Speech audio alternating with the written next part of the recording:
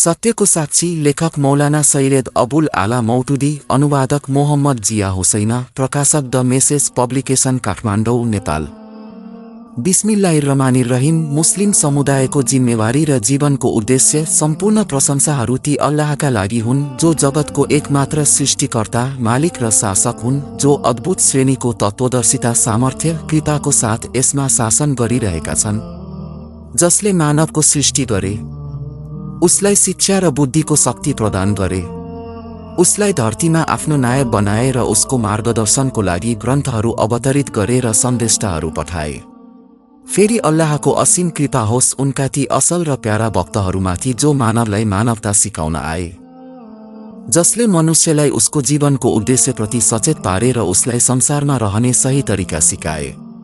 आज संसारमा मार्गदर्शनको प्रकाश, व्यवहारको पवित्रता र श्रेष्ठता एवं जे पनि देखिन्छन् ती सबै अल्लाहका यिनै सच्चा भक्तहरूको पथ प्रदर्शनको परिणाम हो र मानवले कहिल्यै तिनीहरूको कृपाको बदला पुरा दिन सक्दैन। प्रिय मित्रहरू, हामी आफ्नो सभाहरूलाई दुई भागमा विभाजन गर्ने गर्दछौँ। एक भाग यस उद्देश्यको लागि हुन्छ कि हामी स्वयं आपसमा बसेर आफ्नो कार्यको सिंहावलोकन गरौँ र त्यसलाई अगाडि बढाउनको लागि पारस्परिक सल्लाह र विचार गरौँ। दोस्रो भाग त्यस उद्देश्यको लागि विशेष हुन्छ कि जुन स्थानमा हाम्रो सभा भइरहेको छ त्यहाँका सर्वसाधारण समक्ष हामीले आफ्नो निमन्त्रणलाई प्रस्तुत गरौँ। यस बेलाको यो सभा त्यसै दोस्रो उद्देश्यको लागि हो। हामीले तपाईहरूलाई यस कारणले कष्ट दिएका छौँ कि तपाईहरूलाई भनौँ कि हाम्रो निमन्त्रणा के हो र हामी कुन कुरातर्फ आह्वान गर्दैछौँ।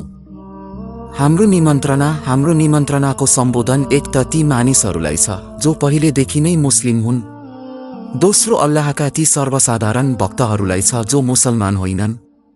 यिनीहरूमध्ये प्रत्येकका लागि हामीसँग एक सन्देश छ, तर यो हाम्रो पछिल्लो गल्ती र आजको असावधानीको परिणाम हो कि अल्लाहका भक्तहरूको एउटा ठूलो अंश हामीबाट टाढिसकेको छ र मुस्किलले नै हामी यो अवसर पाउँदछौँ कि उनीहरूलाई आफूतिर बोलाएर या स्वयं उनीहरू कहाँ गएर त्यो सन्देश उनीहरूलाई सुनाऊँ जुन उनीहरूका र हाम्रा अल्लाहले, ईश्वरले हामी पथ प्रदर्शनको लागि आफ्नो सन्देष्टाको माध्यमले पठाएका छन्। मुसलमानहरूलाई हामी जुन विषयतर्फ बोलाइरहेका छौँ त्यो यो हो कि उनीहरूले ती जिम्मेवारीलाई बुझुन् र निर्वाह गरून् जुन मुसलमान हुनुको हैसियतले उनीहरूमाथि अनिवार्य हुन्छ। तपाईँ केवल यति भनेर पन्छिन सक्नुहुन्न कि हामी मुसलमान हौँ र हामीले अल्लाह, ईश्वर र उनको दिन, जीवन व्यवस्थालाई मानिहाल्यौँ। अपितु अब तपाईले अल्लाहलाई आफ्नो अल्लाह, ईश्वर र उनको दिनलाई आफ्नो दिन मान्नु भएको छ भने यसको साथै तपाईमाथि केही जिम्मेवारीहरू पनि आउँछन् जसको ज्ञान तपाईलाई हुनुपर्ने हो र जसलाई निर्वाह गर्ने चिन्ता तपाईलाई हुनुपर्ने हो। यदि तपाईले त्यसलाई निर्वाह गर्न सक्नु भएन भने त्यसको प्रकोपबाट न संसारमा छुटकारा पाउन सक्नुहुन्छ न परलोक आखिरतमा। मुसलमानको जिम्मेवारी, ती जिम्मेवारीहरू के हुन्? ती केवल यी मात्र होइनन् कि तपाईँ अल्लाहमाथि, उनका दूतहरूमाथि, उनका किताबहरूमाथि, धर्मग्रन्थहरू, उनका रसुलहरूमाथि, सन्देष्टाहरू र आखिरत परलोकको दिनमाथि आस्था राख्नुहोस्। त्यो केवल यति नै पनि होइन कि तपाईँ नमाज पढ्नुहोस्, उपवास रोजा राख्नुहोस्, हज तीर्थयात्रा गर्नुहोस् र जकात अनिवार्य दान दिनुहोस्। त्यो केवल यति नै पनि होइन कि तपाईँ विवाह, तलाक, सम्बन्ध विच्छेद, शासन आदि विषयमा इस्लामले निर्धारण गरेका नियमहरूको पालना गर्नुहोस्। अपितु ती सबैको साथसाथै एउटा ठूलो र अति गह्रो जिम्मेवारी तपाईमाथि अनिवार्य हुन्छ कि तपाईँ सम्पूर्ण संसार समक्ष त्यस सत्यको साक्षी बनेर उभिनुहोस् जसमाथि तपाईले आस्था राख्नु भएको छ। मुसलमानको नामले तपाईलाई एक अलग छुट्टै समुदाय बनाउने एकमात्र उद्देश्य जुन कुरानमा बयान गरिएको छ त्यो यही हो कि तपाईँ सम्पूर्ण अल्लाह, ईश्वरका भक्तहरूमाथि सत्यको साक्षी दिनुहोस् ताकि उनीहरूले तपाईमाथि यो आरोप लगाउन नसकुन् कि उनीहरूलाई सत्यबाट बेखबर राखिएको थियो। कुरानमा भनिएको छ र यसरी हामीले तिमीहरूलाई मध्यमार्गी बनायौं ताकि तिमीहरू मानिसहरूमाथि साक्षी बन र रसुल तिमीमाथि साक्षी बनुन्। सूरह बकरा 143। मुस्लिम समुदायको अस्तित्वको उद्देश्य यो तपाईको समुदायलाई जन्म दिनुको खास उद्देश्य हो। यदि तपाईले यसलाई पूरा गर्नु भएन भने सम्झनुहोस् कि तपाईले आफ्नो जीवन नै बेकारमा गुमाउनु भयो।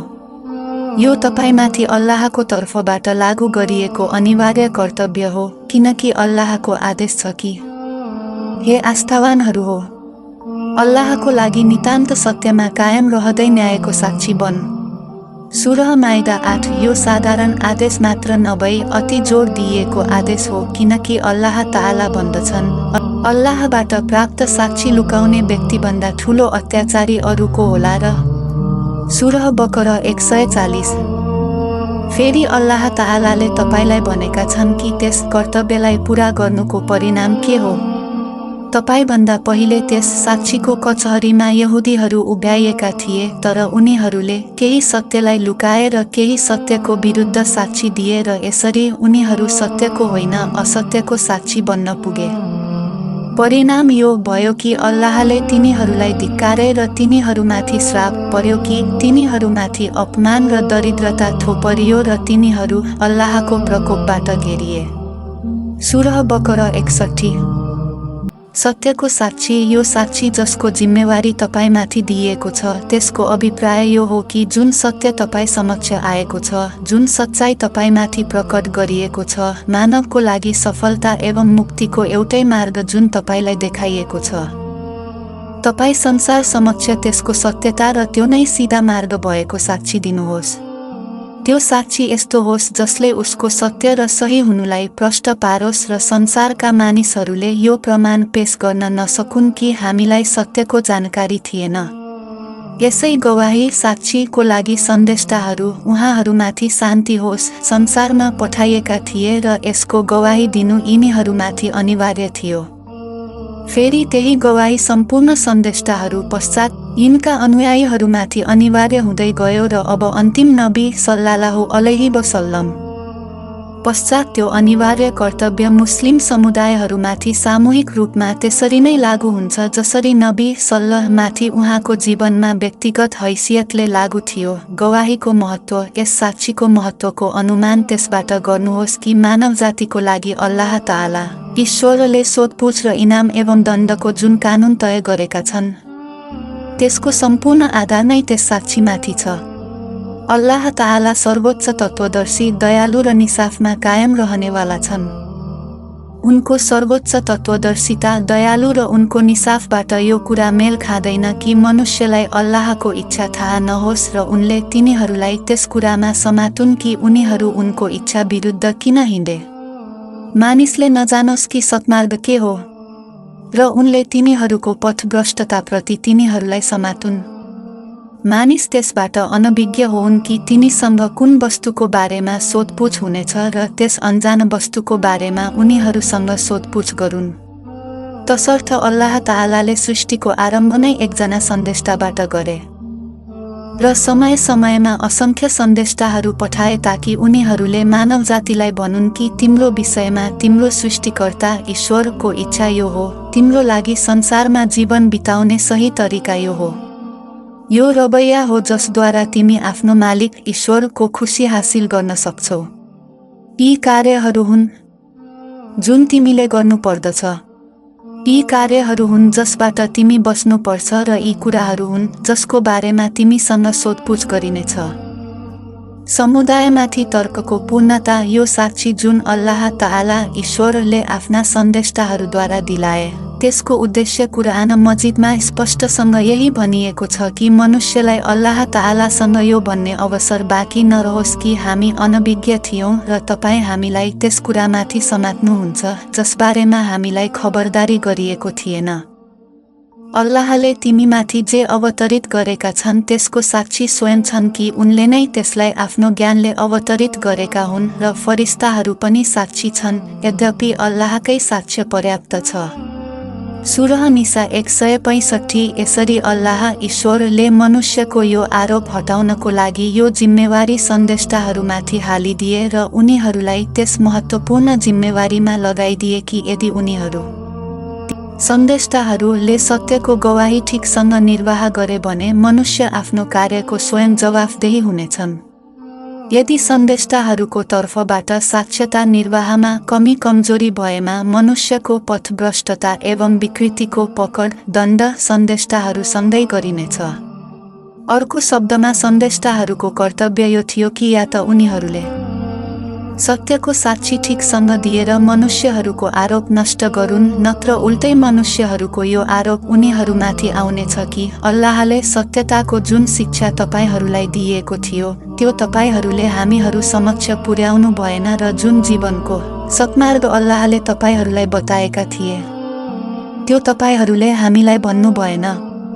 यही कारक हो कि अम्बिया सन्देष्टा अलैहिस्सलामले आफूमाथि त्यस जिम्मेवारीको अवसरलाई पूर्ण रूपले महसुस गर्नुहुन्थ्यो र त्यसै आधारमा उहाँहरूले आफ्नो तर्फबाट सत्यको साक्ष्यता निर्वाह गर्न र मनुष्यमाथि कारक प्रमाण समाप्त गरिदिन दिलो ज्यानले कोसिस गर्नुभयो। आलस्यतामाथि सोधपुछ फेरि सन्देष्टाहरू अलैहिस्सलामको माध्यमबाट जुन मानिसहरूले सत्यको शिक्षा सिप र सत्यमार्ग निर्देश प्राप्त गरे उनीहरूको एउटा समुदाय बनाइयो र त्यही पद सत्यको संवेदनशील जिम्मेवारी जुन सन्देष्टाहरू अलैहिस्सलाम माथि हालिएको थियो अब त्यो अनुयायी समुदायको अंशमा आयो र सन्देष्टाहरूका अनुयायी र हकदारको हैसियतले उसको यो स्थान ठहर भयो कि यदि उसले सत्यको साक्ष्यता निर्वाह गरिदियो र मानिस सुध्रिएन भने उसले इनाम पाउनेछ र मनुष्य समातिनेछन्। उसले सत्यको साक्षी दिनुमा कमी कमजोरी गर्यो या सत्यको साटो उल्टो असत्य झुठोको साक्षी दिन थाल्यो भने मनुष्यभन्दा पहिले समातिनेछ। उसँग स्वयं उसको आचरणको सोधपुछ पनि हुनेछ र ती मानिसहरूको आचरणको पनि जो यसको असल साक्षी नदिनाले या गलत साक्षी दिएको कारणले विचलित उद्दण्ड र पापी भएर रहे। गवाहीको तरिका दाजुभाइहरू हो, यो हो सत्यको साक्षीको त्यो संवेदनशील जिम्मेवारी जुन ममाथि, तपाईमाथि र ती सम्पूर्ण मनुष्यमाथि लागू हुन्छ जो आफू स्वयंलाई मुस्लिम समुदायको सदस्य मान्दछ र जोसँग अल्लाह, ईश्वरको किताब, धर्मग्रन्थ र अल्लाहका सन्देष्टा सल्लल्लाहु अलैहि वसल्लम को सत्मार्ग निर्देशन पुगिसकेको छ। अब हेर्नुस् कि त्यस साक्ष्यताको निर्वाह गर्ने तरिका के हो। साक्षी दुई प्रकारका हुन्छन्, एक मौखिक कथनद्वारा साक्षी, दोस्रो व्यवहारिक साक्षी। मौखिक साक्षीको स्वरूप यो हो कि हामीले जिब्रो र कलमद्वारा दुनियाँमाथि त्यस सत्यलाई स्पष्ट गरौँ जुन नबी सल्लल्लाहु अलैहि वसल्लम को माध्यमबाट हामी समक्ष आइपुगेको छ। सम्झाउने र मानसिक प्रभाव पार्ने जति तरिकाहरू सम्भव छन् ती सबैबाट काम लिएर तब्लिग, प्रचार प्रसार एवं निमन्त्रण र रेडियो, टिभी प्रसारण एवं पुस्तक प्रकाशनको जति माध्यमहरू सम्भव छन् ती सबैलाई प्रयोग गरी शिक्षा एवं कलाले जुन प्रकारले विषयवस्तु उपलब्ध गराएको छ ती सबै आफ्नो हातमा लिएर हामी दुनियाँलाई त्यस दिन जीवनयापनको तरिकाको शिक्षाद्वारा प्रकाशमय पारौं जुन अल्लाह ताआला ईश्वरले मानवको लागि निर्धारित गरेका छन्। चिन्तन एवं आस्थामा, नैतिक एवं जीवनीमा, नागरिक एवं सामाजिकतामा, जीविकोपार्जन र लेनदेनमा, कानुन र न्याय व्यवस्थापनमा, राजनीति र राजनीतिक विचारमा र अन्तर्राष्ट्रिय मानवीयताको सम्पूर्ण अरू विषयमा यस धर्मले मानवको पथ प्रदर्शनको लागि जे प्रस्तुत गरेको छ त्यसलाई हामी खुब स्पष्टसँग बयान गरौँ। प्रमाण र गवाहीद्वारा त्यसको सत्यतालाई प्रमाणित गरौँ। जे त्यसको विरुद्ध छ त्यसमाथि उपयुक्त समालोचना गरी भनौँ कि त्यसमा के खराबी छ। त्यस मौखिक दृढ कथन साक्षीको अधिकार निर्वाह हुन सक्दैन जबसम्म कि अनुयायी सामूहिक रूपमा मानवीय सदाचारको लागि त्यसरी नै चिन्तामग्न हुँदैन जुन प्रकारले सन्देष्टा सल्लल्लाहु अलैहि वसल्लम व्यक्तिगत रूपमा यसको लागि चिन्तामग्न रहनुहुन्थ्यो। यो अधिकार निर्वाहको हाम्रो सम्पूर्ण सामूहिक प्रयासहरू र सामुदायिक प्रयत्न एवं सङ्घर्षको केन्द्रबिन्दु लागि हुन आवश्यक छ। हामी आफ्नो हृदय एवं मस्तिष्कको सम्पूर्ण शक्ति र आफ्नो सम्पूर्ण स्रोत, साधन एवं माध्यम त्यसमाथि लगाइदियौँ। हाम्रो सम्पूर्ण कार्यमा यो उद्देश्यलाई अनिवार्य रूपमा ध्यानमा राखौँ र हामी आफ्नो बीचबाट कुनै यस्तो स्वर, आवाज निस्कनुलाई त कुनै स्थितिमा सहन नै नगरौँ जुन सत्यको विरुद्ध साक्षी दिने होस्। व्यवहारिक साक्षीको अर्थ यो हो कि हामी आफ्नो जीवनमा ती नियमहरूको व्यवहारिक रूपले प्रदर्शन गरौँ जसलाई हामी सत्य भन्दछौँ। दुनिया हाम्रो बोलीबाट नै तिनको सच्चाइको चर्चा नसुनोस्, अपितु स्वयं आफ्नो आँखाबाट हाम्रो जीवनमा तिनका विशेषताहरू एवं सम्पन्नताको निरीक्षण गरोस्। उसले हाम्रो आचरणमा त्यस मिठासको स्वाद लियोस् जुन इमान आस्थाको माधुर्यताद्वारा मानवको नैतिकता एवं कर्तव्यबाट सृजना हुन्छ। उसले स्वयं देखोस् कि त्यस धर्मको पथ प्रदर्शनमा कस्तो असल मानव बन्दछ। कुन न्यायसङ्गत समाज तयार हुन्छ, कुन सदाचारी समाज अस्तित्वमा आउँदछ, कुन प्रकारको सफा र पवित्र सभ्यता सृजना हुन्छ, कस्तो सही लेखोटमाथि शिक्षा एवं प्रशंसित उद्गार र कलाको विकास हुन्छ, कस्तो न्यायसङ्गत सहानुभूत र अविवादित आर्थिक सहयोग प्रकट हुन्छ र व्यक्तिगत एवं सामूहिक जीवनको हरेक पाटो कसरी सुध्रिन्छ र कल्याणद्वारा भलाइ मालामाल हुन्छ। यस साक्षीको हक केवल यस प्रकार निर्वाह हुन सक्छ कि हामी व्यक्तिगत रूपमा पनि राष्ट्रियताको हैसियतले आफ्नो धर्म दिनको सत्यतामाथि प्रतिबिम्ब साक्षी बनिहालौँ। हाम्रो सदस्यको चरित्र उसको सत्यताको प्रमाण दियोस्। हाम्रो घर त्यसको वासनाले मगमगाओस्, हाम्रा पसलहरू र हाम्रा कारखानाहरू त्यसको प्रकाशले झिलिमिली होन्, हाम्रा संस्थाहरू र हाम्रा विद्यालयहरू त्यसको भव्यताबाट प्रदीप्त प्रज्वलित बनुन्, हाम्रो साहित्य र हाम्रो पत्रकारिताले त्यसको वासनाको प्रमाण पेश गरून्, हाम्रो राष्ट्रिय नीति र सामूहिक प्रयत्न त्यसको न्यायसङ्गत हुनुको प्रकाशमय प्रमाण पेश गरून्। अवश्य हामीसँग जहाँ र जुन हैसियतमा पनि कुनै व्यक्ति या समुदायसँग सम्पर्क या भेटघाट हुन पुग्छ, उसले हाम्रो व्यक्ति र राष्ट्रिय आचरणमा यस कुराको प्रमाण पाइहालोस् कि जुन नियमहरूलाई हामी सत्य भन्दछौँ ती वास्तवमा सत्य छन् र यसद्वारा वास्तवमा मानव जीवन सुदृढ, श्रेष्ठ र उच्च हुन्छ। साक्षीको पूर्णता। फेरि यो उद्देश्य राखौँ कि यस साक्षीको पूर्णता यदि हुन सक्छ भने मात्र त्यस समय जबकि एक राज्य यिनै नियमहरूमाथि स्थापित हुन्छ र त्यो पुरा धर्म दिनलाई अभ्यासमा ल्याएर आफ्नो न्याय एवं निसाफद्वारा, आफ्नो सुधारात्मक कार्यक्रमद्वारा, आफ्नो सही व्यवस्थापनद्वारा, आफ्नो शान्तिद्वारा, आफ्ना नागरिकहरूको सफलता एवं कल्याणद्वारा, आफ्नो शासकको धर्मपरायण जीवनीद्वारा, आफ्नो सदाचारी आन्तरिक राजनीतिद्वारा, आफ्नो सत्यपूर्ण इमान्दारीपूर्ण बाह्य नीतिद्वारा, आफ्नो सदाचारी युद्धद्वारा र आफ्नो प्रतिरक्षापूर्ण समझदारीद्वारा सम्पूर्ण दुनियाँको सामु त्यस कुराको गवाही दियोस् कि जुन धर्म दिनले त्यस राज्यलाई जन्म दिन्छ त्यो सत्यतामा मानवीय सफलताको जमानत हो र यसैको पैरवीमा मानव जातिको भलाइ छ। यो गवाही साक्षी जब मौखिक गवाहीको साथ मिल्छ तब त्यो जिम्मेवारी पूर्ण रूपले निर्वाह हुन्छ जुन मुस्लिम अनुयायीमाथि हालिएको छ। तब मानव जातिमाथि बिल्कुल हुज्जत कारक प्रमाण समाप्त हुन्छ र तब मात्र हाम्रा समुदाय यस लायक हुन सक्छन्। परलोक आखिरतको अदालतमा नबी सल्लल्लाहु अलैहि वसल्लम पछि उभिएर गवाही दिन सकोस् कि जे हुजुर सल्लल्लाहु अलैहि वसल्लम हामीलाई पुर्याउनु भएको थियो हामीले मनुष्यहरूसम्म पुर्याइदियौँ र त्यसमाथि पनि जो मनुष्य सद्मार्गमा आउँदैन त्यो आफ्नो उदण्डताको स्वयं जिम्मेवार हुन्छ। दाजुभाइ हो, यो त त्यो गवाही साक्षी हो जुन मुसलमान हुनुको हैसियतले हामीले मौखिक र व्यवहार अभ्यासबाट देखाउनु पर्दछ। तर अब हेर्नुहोस् कि आज हामी वास्तवमा के गवाही साक्षी दिइरहेका छौँ। हाम्रो मौखिक साक्षीको समीक्षा पहिले मौखिक भनाइको समीक्षा गर्नुहोस्।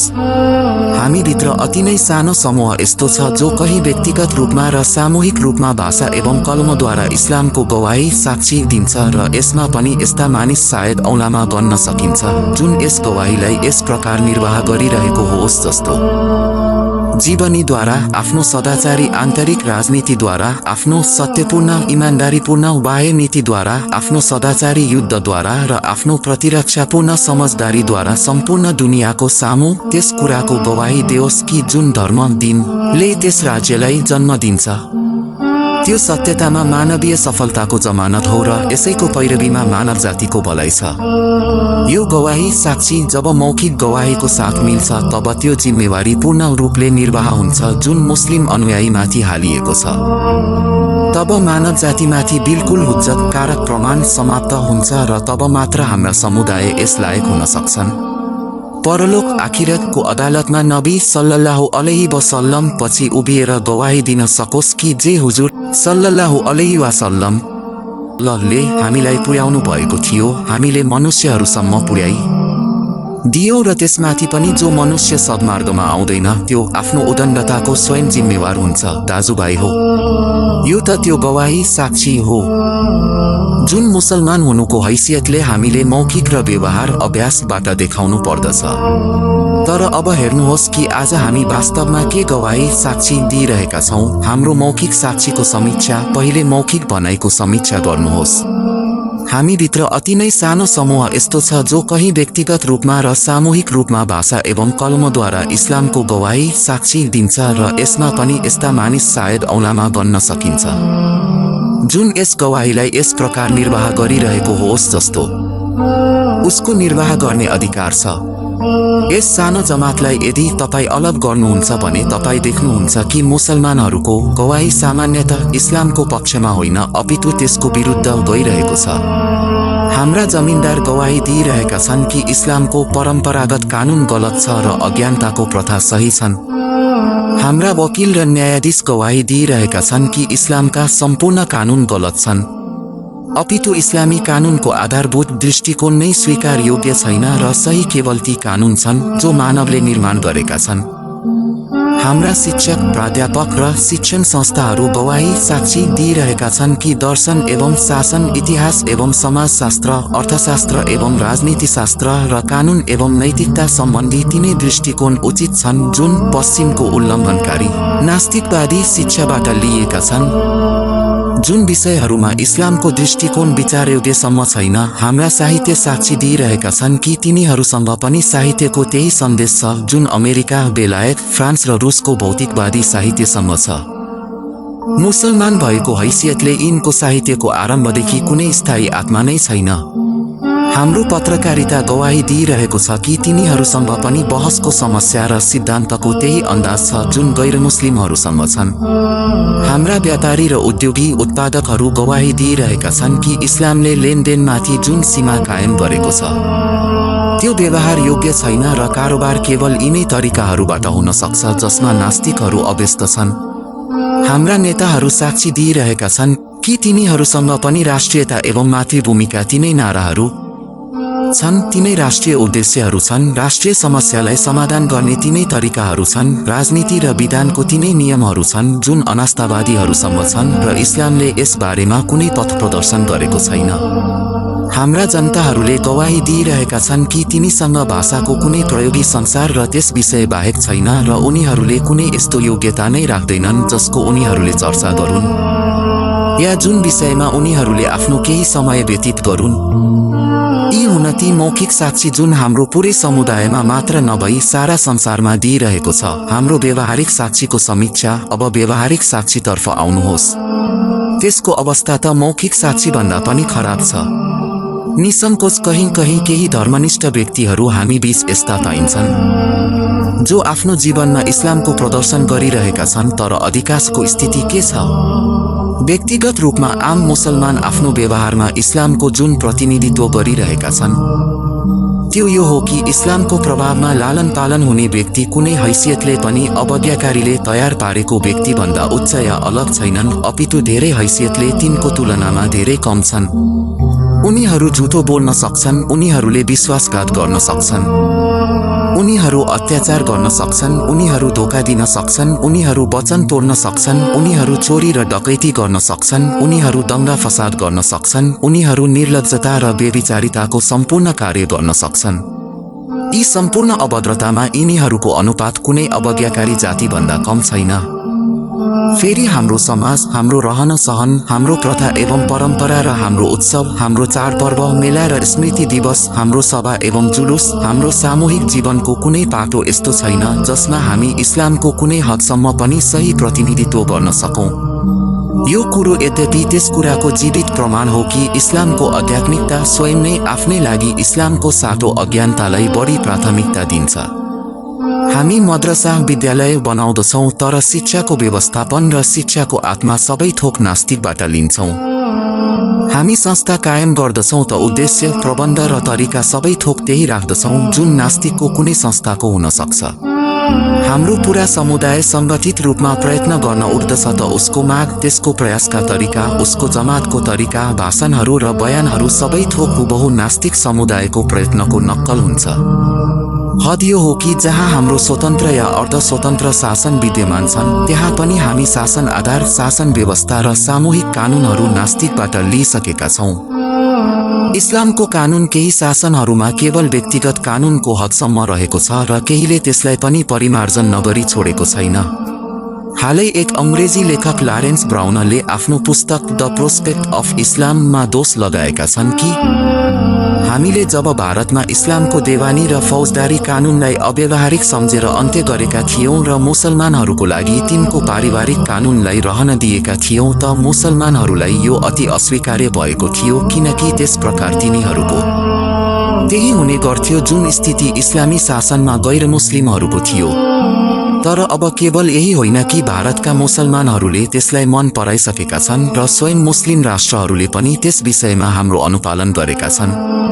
टर्की र अल्बानियाले त त्यसबाट अझ अघि बढेर विवाह र तलाक, सम्बन्ध विच्छेद, विरासत, पैतृक सम्पत्ति सम्ममा पनि हाम्रो मापदण्डहरू मुताबिक सुधारहरू गरिसकेका छन्। अब यो कुरो स्पष्ट भइसकेको छ कि मुसलमानहरूको यो आस्था कि कानुनको स्रोत अल्लाहको इच्छा हो, यो एक पवित्र कथा क्रिएसफेक्सन भन्दा बढी केही थिएन। यो हो त्यो व्यावहारिक गवाही जो सम्पूर्ण संसारका मुसलमान सहमत भएर इस्लामको विरुद्ध दिइरहेका छन्। हामी मुखबाट चाहे जे भनौं, तर हाम्रो सामूहिक व्यवहार गवाही दिइरहेको छ कि यस धर्मको कुनै तरिका हामीलाई मन परेको छैन र यसको कुनै कानुनमा हामी आफ्नो सफलता एवं मुक्ति पाउँदैनौं। सत्यलाई लुकाउनुको परिणाम, जसरी हामी यो सत्य लुकाउने र यो झुट असत्यको साक्षी दिने घृणित काम गरिरहेका छौं, त्यसको परिणाम पनि हामीले भोग्नु परिरहेको छ, जुन परिणाम यस्तो सख्त अपराधको लागि अल्लाहको कानुनमा निर्धारित छ। जब कुनै समुदाय अल्लाहको वरदानलाई लत्याउँदछ र आफ्नो सृष्टिकर्तासँग गद्दारी गर्दछ भने अल्लाह उसलाई संसारमा पनि दण्ड दिन्छन् र परलोकमा पनि। यहुदीहरूको विषयमा अल्लाहको यो सुन्नत अटल कानुन पूरा भइसकेको छ र अब हामी अपराधीको यस कठघरामा उभिएका छौं। अल्लाहलाई यहुदीसँग कुनै व्यक्तिगत शत्रुता थिएन कि उनी केवल उनीहरूलाई नै त्यस अपराधको सजाय दिन्थे। हामीसँग उनको कुनै नाता छैन कि हामीले त्यही अपराध गरे पनि सजायबाट बस्न सक्छौं। तथ्य यो हो कि हामीले सत्यताको गवाही दिनुमा जति सुस्तता अपनाउँदै गएका छौं र असत्यको गवाही निर्वाह गर्नमा हाम्रो पाइला जुन गतिले अघि बढेको छ, ठीक त्यसै गतिमा हामी झर्दै गइरहेका छौं। पछिल्लो एक शताब्दीभित्र नै इथियोपियादेखि भारतसम्मका देशहरू हाम्रो हातबाट फुत्किसके। मुसलमान समुदाय एक गरी पराजित र पराधीन हुँदै गइसक्यो। मुसलमानको नाम गौरव र प्रतिष्ठाको नाम रहेन, अपितु अपमान एवं तिरस्कार र अवशेषको निशानी बनिसक्यो। संसारमा हाम्रो कुनै इज्जत बाँकी रहेन। कहीँ हाम्रो आम हत्या भयो, कहीँ हामी घरबार विहीन गराइयो, कहीँ हामीलाई निकृष्ट प्रकोपको स्वाद चखाइयो र कहीँ हामीलाई चाकरी र सेवाको लागि जीवित राखियो। जहाँ मुसलमानहरूको आफ्नो शासन बाँकी रह्यो, त्यहाँ पनि उनीहरूले असफलतामाथि असफलता पाए र आज तिनीहरूको अवस्था बाह्य शक्तिको सन्तासबाट कामिरहेको छ। यदि उनीहरूले इस्लामको मौखिक एवं व्यावहारिक गवाही दिने भएको भए त नास्तिक उल्लङ्घनकारीका समर्थकहरू त्रासले कामिरहेका हुन्थे। टाढा किन जाउँ, स्वयं आफ्नै देशमा आफ्नो अवस्था हेरौँ। गवाही निर्वाहमा जुन कमजोरी तपाईले गर्नुभयो, अपितु उल्टो सत्यको विरुद्ध गवाही जुन तपाई आफ्नो भनाइ मौखिक एवं व्यवहारद्वारा दिँदै रहनुभयो, त्यसैको परिणाम त यो भयो कि एकपछि अर्को देश तपाईको हातबाट फुत्किरहेको छ। पहिले मराठीहरू र सिखहरूको हातबाट तपाई पिल्सिनुभयो, फेरि अंग्रेजको गुलामी तपाईको भाग्य बन्यो र अब अघिल्लो दुर्दशा भन्दा अधिक ठूलो दुर्दशा तपाईको सामुन्ने आइरहेको छ। आज तपाईको सामुन्ने सबभन्दा ठूलो प्रश्न बहुसंख्यक र अल्पसंख्यकको रहेको छ।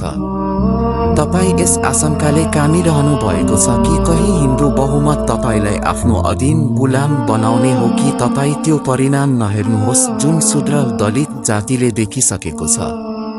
तर अल्लाह ईश्वरको लागि मलाई भन्नुहोस् कि यदि तपाई इस्लामको साँचो साक्षी भएको भए त यहाँ कुनै बहुमत यस्तो हुन सक्थ्यो जसबाट तपाईलाई कुनै खतरा हुन्थ्यो? या आज पनि तपाईँ मौखिक भनाइ एवं व्यवहारद्वारा इस्लामको गवाही दिने बन्नुभयो भने त के यो अल्पमत या बहुमतको प्रश्न केही वर्षभित्र नै समाप्त हुने छैन? अरबमा 1 लाखमा 1 जना अल्पमतलाई अधिक पूर्वाग्रही र क्रूर अत्याचारी बहुमतले संसारबाट निमित्यान्न गरिदिने ठानेका थिए, तर इस्लामको साँचो गवाहीले 10 वर्षभित्र त्यसै अल्पमतलाई 100% बहुमतमा परिवर्तित गरिदिए। फेरि जब यी इस्लामका साक्षी अरबबाट बाहिर निस्के तब 25 वर्षभित्र तुर्किस्तानदेखि लिएर इथियोपियासम्म समुदाय तिनको गवाहीमा इमान आस्थामा प्रवेश गर्दै गए र जहाँ 100% मजुसी मूर्तिपूजक र इसाई बस्दथे त्यहाँ 100% मुसलमान बस्न थाले। कोही हठधर्मी जिद्दी, कोही पूर्वाग्रही र धार्मिक संकीर्णता त्यति अप्ठ्यारो साबित भएन कि सत्यको जीवित एवं साँचो गवाही साक्षीको अगाडि पाइला टिकाउन सकुन्। अब यदि तपाईँ पिल्सिरहनु भएको छ र आफूले आफैलाई त्यसभन्दा बढी पिल्साइको खतरामा ग्रस्त पाउनुहुन्छ भने यो सत्य लुकाउने र असत्यको गवाही दिनुको सजाय बाहेक अरू के हो? आखिरतको सजाय यो त त्यस अपराधको त्यो सजाय हो जुन तपाईँ संसारमा पाइरहनु भएको छ। परलोकमा त्यसभन्दा कठिन सजायको आशंका छ।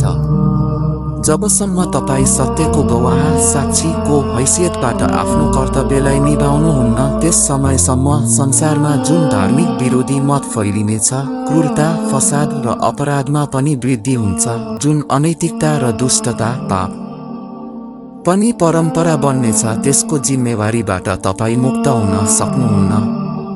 तपाईँ यदि ती विकृतिहरू सृजना गर्ने जिम्मेवार हुनुहुन्न भने तिनको जन्म कारक बाँकी राख्ने र तिनीहरूलाई फैलिने अनुमति दिने जिम्मेवार अवश्य हुनुहुन्छ।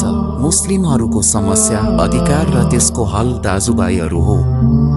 यो जुन मैले अनुरोध गरेको छु त्यसबाट तपाईलाई थाहा भइसक्यो होला कि मुसलमान भएको हैसियतले हामीले के गर्नुपर्ने थियो र हामी के गरिरहेका छौँ र यो जुन कार्य हामी गरिरहेका छौँ त्यसको सजाय के भोगिरहेका छौँ।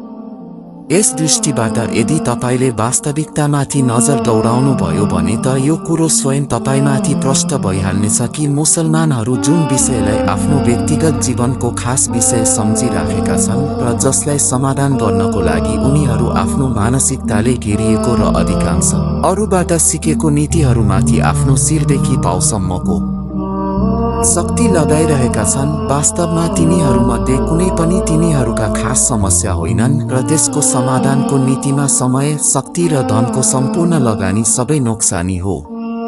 यी प्रश्नहरू कुनै अल्पसंख्यकले एक विजयी बहुसंख्यकको बीच रहँदै आफ्नो अस्तित्व, फाइदा र अधिकारलाई कसरी सुरक्षित राख्छ र कुनै बहुसंख्यकले आफ्नो सीमित घेराभित्र त्यो शक्ति कसरी हासिल गर्छ जुन बहुसंख्यकमा भएको आधारमा उसलाई प्राप्त हुनुपर्ने हो। एक पराधीन समुदायले कुनै विजयी समुदायको शासनबाट कसरी स्वतन्त्र हुन्छ?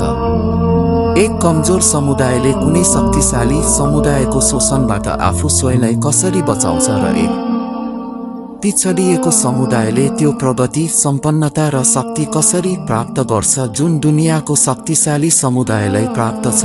यी र यस्तै अरू समस्याहरू गैर मुस्लिमहरूका लागि त अवश्य महत्त्वपूर्ण छन् र सबभन्दा प्रमुख समस्या हुन सक्छन् र तिनको सम्पूर्ण रेखदेख र प्रयासको केन्द्र पनि बन्न सक्छन्, तर हामी मुसलमानहरूको लागि यी स्वयं स्थायी समस्या होइनन्, अपितु त्यस लापरवाहीको नतिजा हो जुन हामीले आफ्नो असल कार्यबाट ग्रहण गर्दै आइरहेका छौँ र आजसम्म अपनाउँदै आइरहेका छौँ। यदि हामीले त्यो कार्य गरेको हुँदो हो त आज यति धेरै जटिल, अस्तव्यस्तपूर्ण समस्याको यो जड हाम्रो लागि सृजना नै हुने थिएन र अब पनि हामी यस जङ्गललाई काट्न आफ्नो सम्पूर्ण शक्ति खर्च गर्नुको साटो त्यस कार्यमाथि आफ्नो सारा ध्यान र प्रयत्न समर्पित गरिदेऊ भने हेर्दा हेर्दै न केवल हाम्रो लागि अपितु सम्पूर्ण दुनियाँको लागि अस्तव्यस्तपूर्ण समस्याको यो जङ्गल आफै सफा भइहाल्छ, किनकि दुनियाँको सफाई एवं सुधारको जिम्मेवार हामी थियौँ। हामीले आफ्नो कर्तव्य निर्वाह गर्न छाड्यौँ तब दुनियाँ काँडेदार जङ्गलले भरिसक्यो र तिनको सबभन्दा बढी कष्टकर काँडा भएको अंश हाम्रो भाग्यमा लेखियो। दुःख लाग्छ कि मुसलमानहरूको धार्मिक अगुवा र राजनीतिक अगुवा त्यस विषयलाई बुझ्ने प्रयास गर्दैन र हरेक ठाउँमा तिनीहरूलाई यही विश्वास दिलाउँदैछ कि हाम्रो असल समस्या त्यही अल्पसंख्यक एवं बहुसंख्यक स्वतन्त्रता, जातीय रक्षा र आर्थिक प्रगतिको समस्या हुन्। धार्मिक राजनीतिक अगुवाहरू ती समस्याहरूको समाधानको उपायहरू पनि मुसलमानहरूलाई त्यही बताइरहेका छन् जुन उनीहरूले गैर मुस्लिमहरूबाट सिकेका छन्। तर म जति अल्लाहको ईश्वर सत्तामाथि विश्वास राख्दछु त्यति नै मलाई त्यस कुरोमाथि पनि विश्वास छ कि यसरी हाम्रो बिल्कुलै गलत नेतृत्व गरिँदैछ र ती मार्गहरूमा हिँडेर हामी कहिले आफ्नो सफलताको बिन्दुमा पुग्न सक्दैनौँ। मुख्य समस्या म तपाईको सख्त आलोचित हुनेछु यदि बढाइ चढाइ बिना तपाईलाई स्पष्टसँग नबताइदिउँ कि जीवनको वास्तविक समस्या के हो। मेरो विचारमा तपाईको वर्तमान यस कुरामा निर्भर रहन्छ कि तपाईँ त्यस मार्गदर्शनको साथ के व्यवहार गर्नुहुन्छ जुन तपाईलाई अल्लाह ईश्वरका रसुल सल्लल्लाहु अलैहि वसल्लम मार्फत पुर्याइएको छ, जसको कारणले तपाईलाई मुसलमान भनिन्छ र जसको सम्बन्धले तपाईले चाहि नचाहि दुनियाँमा तपाईँ इस्लामको प्रतिनिधि चयन हुनुभएको छ। यदि तपाईले त्यसको सही पैरवी गर्नुभयो र आफ्नो मौखिक भनाइ र व्यवहारद्वारा त्यसको साँचो गवाही दिनुभयो र तपाईको सामूहिक चरित्रमा पूरा इस्लामको प्रदर्शन हुन थाल्यो भने तपाईँ दुनियाँमा उच्च र परलोकमा सफल भएर रहनुहुनेछ। डर र शोक, बदनामी र नम्रता, अधीनता र पराधीनताका यी काला बादल जुन तपाईमाथि ढाकिएका छन् केही वर्षभित्र हट्नेछन्। तपाईको सत्य निमन्त्रण र धर्मनिष्ठ जीवन आत्मा र मस्तिष्कलाई स्वर्णिम बनाउँदै जानेछ। तपाईको साख र धाक दुनियाँमा बढ्दै जानेछ। तपाईबाट इन्साफको आशा गरिनेछ। भरोसा तपाईको जमानत र इमानदारितामाथि गरिनेछ। विशेष योग्यता पत्र तपाईको बोलीको लगाइनेछ। कल्याणको सम्भावनाहरू तपाईसँग नै राखिनेछ। नास्तिक नेताहरूको कुनै साख तपाईको मुकाबिलामा बाँकी रहिरहने छैन। तिनको सम्पूर्ण दर्शन र राजनीति दृष्टिकोण तपाईको सच्चाई र न्यायिकताको मुकाबिलामा नक्कली जलक साबित हुनेछ र त्यो शक्ति जुन आज तिनको शिविर क्याम्पमा देखिन्छ टुक्रा टुक्रा भएर इस्लामको शिविरमा आइरहनेछन्। त्यस्तो एक समय आउनेछ जब साम्यवाद कम्युनिज्म स्वयं मस्कोमा आफ्नो बचावको लागि तडपिनेछ। पुँजीवादी प्रजातन्त्र स्वयं वाशिंगटन र न्युयोर्कमा आफ्नो रक्षाको लागि बेचैन देखिनेछ। भौतिकवादी नास्तिक स्वयं बेलायतमा र पेरिसका विश्वविद्यालयहरूमा ठाउँ पाउन असमर्थ हुनेछ। वंशवादी जातिवादी स्वयं ब्राह्मणहरू र जर्मनहरूमा आफ्नो संरक्षण पाउन सक्दैनन्। यो आजको समय केवल इतिहासमा एक पाठ्य सामग्रीले भरिएको कथाको हैसियतमा बाँकी रहनेछ कि इस्लाम जस्तो विश्वव्यापी एवं विश्वविजयी शक्तिको नाम जप्ने कुनै बेला यति बेवकुफ भइसकेका थिए कि मूसा अलैहिस्सलाम को लट्ठीसँगै थियो र लट्ठी एवं डोरीहरूलाई देखेर कामिरहेका थिए। यो भविष्य त तपाईको त्यस समयमा हुनेछ जबकि तपाईँ इस्लामको आज्ञाकारी शिष्य र साँचो गवाही दिनुहुन्छ। यदि त्यसको विरुद्ध तपाईको रवैया व्यवहार यो रह्यो कि अल्लाहबाट पठाइएको मार्गदर्शनमाथि धन सम्पत्तिमाथि बसेको सर्प बनेर बस्नु भएको छ, न स्वयं त्यसबाट लाभान्वित हुने गर्नुहुन्छ न त अरूलाई नै त्यसको फाइदा पुग्न दिनुहुन्छ। आफूले आफूलाई मुसलमान भनेर इस्लामको प्रतिनिधि बनेर रहेका छन् तर आफ्नो सामूहिक भनाइ र गराइद्वारा गवाई अधिक अज्ञानता, बहुदेववाद, सांसारिक लोभ र नैतिक विकृतिको दुहाई दिइरहेका छन्। अल्लाहको किताब धर्मग्रन्थ ताक त्याग माथि राखिएको छ र नेतृत्वको लागि हरेक अविश्वासी, कुफ्रको अगुवा, नेता, धर्मगुरु, नास्तिकता र पथभ्रष्टताका खानिसित सम्पर्क गरिँदैछ।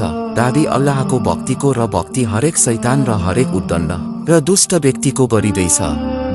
मित्रता र शत्रुता स्वार्थको लागि छ र दुवै स्थितिमा इस्लामलाई हतियार बनाइदैछ। यस प्रकार आफ्नो जीवनलाई पनि इस्लामको शुभ सफलताबाट वञ्चित गरिराखेको छ र दुनियाँलाई पनि त्यसतर्फ आकर्षित गर्नुको साटो उल्टो विचलित गराइरहेका छन्। अब यस अवस्थामा न तपाईको संसार सही हुन सक्छ र न परलोक नै। यसको परिणाम त अल्लाहको अटल कानुन सुन्नत मुताबिक त्यही छ जुन तपाईँ हेरिरहनु भएको छ र टाढा छैन कि भविष्य यस स्थितिभन्दा बढी खराब होस्। इस्लामको लेबल नामपत्र फुकालेर खुल्लम खुल्ला नास्तिकता ग्रहण गर्नुभयो भने कमसे कम तपाईको संसार त त्यस्तै बन्छ जस्तो अमेरिका, रुस र बेलायतको बनिसकेको छ। तर मुसलमान भएर मुसलमान नबनिरहनु र अल्लाहको धर्मको झुटो प्रतिनिधित्व गरी दुनियाँका लागि उचित मार्गदर्शनको ढोका थुनिदिनु त्यो अपराध हो जुन तपाईलाई संसारमा पनि उन्नति गर्न दिँदैन। यस अपराधको सजाय जुन कुरआनमा धर्मग्रन्थमा लेखिएको छ र जसको जिउँदो प्रमाण यहुदी जाति तपाईको सामु विद्यमान छ त्यसलाई तपाई टार्न सक्नुहुन्न।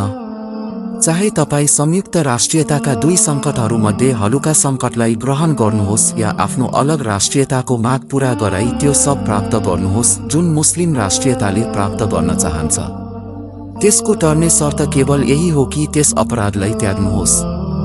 हाम्रो उद्देश्य, अब म संक्षेपमा तपाईलाई भन्नेछु कि हामी के उद्देश्यको लागि उठेका छौं।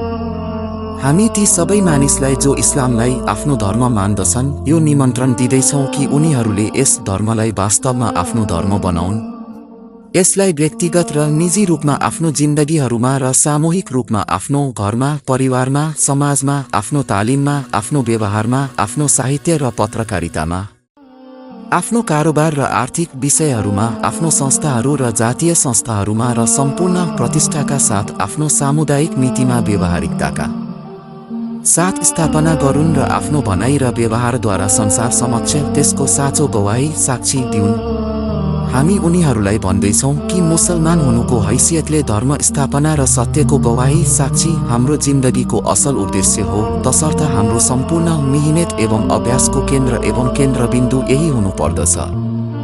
हरेक त्यो कुरा र कार्य छोडिदियौँ जुन यसको विपरीत हुन्छ, यससँग मेल खाँदैन र जसबाट इस्लामको गलत प्रतिनिधित्व हुन्छ। इस्लामलाई सामुन्ने राखी आफ्नो पूरा भनाइ र व्यवहारलाई फेरि हेरौँ र आफ्नो सम्पूर्ण प्रयासहरू त्यस मार्गमा लगाऊँ कि धर्म पूर्णतः व्यवहारिक रूपले स्थापना होस्, त्यसको गवाही ठीक निर्वाह होस् र त्यसतर्फ संसारलाई यस्तो निमन्त्रण दिइयोस्। यो भन्ने अवसर नहोस् कि हामीलाई सत्यको सूचना दिइएको थिएन। हाम्रो कार्यनीति यो हो, जमाअते इस्लामीको स्थापनाको एकमात्र उद्देश्य। यस उद्देश्यलाई पूरा गर्नको लागि जुन तरिका हामीले ग्रहण गरेका छौँ त्यो यो हो कि सर्वप्रथम हामी मुसलमानहरूलाई तिनीहरूको कर्तव्यबोध गराउँदछौँ र तिनीहरूलाई स्पष्टसँग भन्छौँ कि इस्लाम के हो, यसका मागहरू के हुन्, मुसलमान हुनुको अर्थ के हो र मुसलमान हुनासाथ मानिसमाथि के जिम्मेवारीहरू आउँछन्। यो कुरा जुन मानिसले बुझ्दछ त्यसलाई फेरि हामी यो भन्दछौँ कि इस्लामका सबै मागहरू व्यक्तिगत रूपमा पूरा गर्न सकिँदैन, त्यसको लागि सामूहिक प्रयत्न आवश्यक हुन्छ। धर्मको एक अति नै सानो अंश व्यक्तिगत जीवनसँग सम्बन्ध राख्दछ, त्यसलाई तपाईले कायम गरिहाल्नु भयो भने पनि न त पूरा धर्म नै कायम हुनेछ र न त्यसको गवाही नै निर्वाह हुन सक्छ। बरु यदि सामूहिक जीवनमाथि नास्तिकता थोपरिएको हुन्छ भने स्वयं व्यक्तिगत जीवनको पनि अधिकांश भागमा धर्म कायम गर्न सकिँदैन र सामूहिक व्यवस्थाको पकडले दिनदिनै त्यस व्यक्तिगत इस्लामको सीमालाई घटाउँदै लैजान्छ। तसर्थ पूरा धर्मलाई कायम गर्न र त्यसको सही गवाही निर्वाह गर्न अत्यन्तै जरुरी छ कि यस्ता सबै मानिस जो मुसलमान हुनुको जिम्मेवारीहरू चेतना र तिनलाई निर्वाह गर्ने इच्छा राख्दछन् ती सबै एक होन्। व्यवस्थित तरिकाबाट धर्मलाई व्यवहारिक रूपले कायम गर्न र दुनियाँलाई त्यसतर्फ निमन्त्रण दिने प्रयत्न गरून् र ती रोकावटहरूलाई मार्गबाट हटाउन् जुन धर्म स्थापना र धार्मिक निमन्त्रणको पथमा बाधक हुन्छन्। जमाअतको व्यवस्था, त्यसैले धर्ममा जमाअत संगठनलाई आवश्यक ठहर गरिएको छ र धर्म स्थापना र धार्मिक निमन्त्रणको प्रयत्नको लागि संरचना यो राखिएको छ कि पहिला एक जमाअत संगठन होस्, फेरि अल्लाह ईश्वरको मार्गमा प्रयास एवं सङ्घर्ष गरियोस्। यही कारण हो कि जमाअत संगठन बिनाको जीवनलाई अज्ञानताको जीवन र जमाअत संगठनबाट पृथक बस्नुलाई इस्लामबाट पृथकताको जस्तै अर्थ ठहर गरिएको छ। एक हदिस अनुसार नबी सल्लल्लाहु अलैहि वसल्लमले भन्नुभएको छ, म तिमीलाई 5 कुराको आदेश दिन्छु जसको आदेश अल्लाह ईश्वरले मलाई दिएका छन्। जमाअत संगठन, सुनाई, आज्ञाकारिता, प्रस्थान र अल्लाहको मार्गमा सङ्घर्ष, युद्ध। जुन व्यक्ति जमाअत संगठनबाट रौँ बराबर पनि अलग भयो उसले इस्लामको सभा जमाअत आफ्नो घाँटीबाट फुकाली फ्याँक्यो। यो अर्कै कुरा हो कि ऊ पुनः जमाअत संगठन तर्फ फर्किआओस् र जसले अज्ञानतातर्फ निमन्त्रण दियो ऊ नर्कमा जानेछ। सन्देष्टाका साथीहरूले सोध्नुभयो, हे रसुल, यदि उसले रोजा उपवास राख्यो र नमाज पढ्यो भने?